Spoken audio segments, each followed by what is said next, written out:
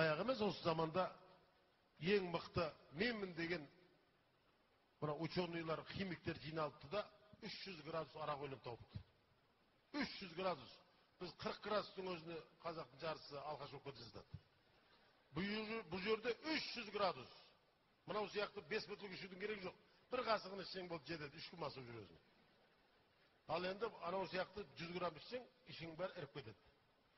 300 градус. Сонымен енді халықтың бәрін, ұлттың бәрін жинап ішкізіп жатыр дейді. Қытайға әкелсе иісінен өліп кетті. Корей иіске батып, ішіп атып өліп кетті. Тағы сондай көп орыс қана жарты бөтелкені бөтіріш жасап, ол да кетті бейшара.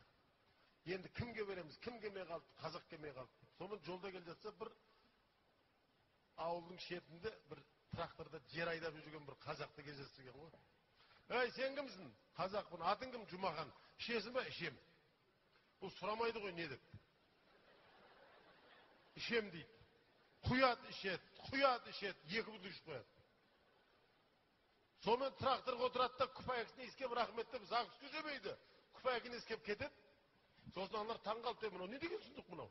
Мынаның іші осы жанып кететін жағдайға келді ғой. Бұл қалай болды десе бір айтты, мүмкін емес, бұл қазір көресіңдер, бұл тоқтайды ана трактор, бұл құлайды, бітеді, өледі. Трактор кетіп баратыр, 1 сағат жүреді, артынан 2 сағат жүреді. Сосын барып трактор действительно тоқтайды. Жаңа Жұмахан секіріп түседі, жерде аунап жатыр дейді. Сонда айттым оны, іші күйіп жатыр мынаның, жанып жатыр бұның деп. 10 минут аунаған ары бері топырақта. Содан кейін Жұмахан бұны жаңағы комиссияға қарай жүгірген ғой. Сөйтіп комиссияға келіп айтты: "Ей, атаңын реттір, не беріп маған?" деп. 300 градус арақ берді ғой десе, "Бәсе, кекірімім, күпәйкім өртеніп кетті" деп айтады.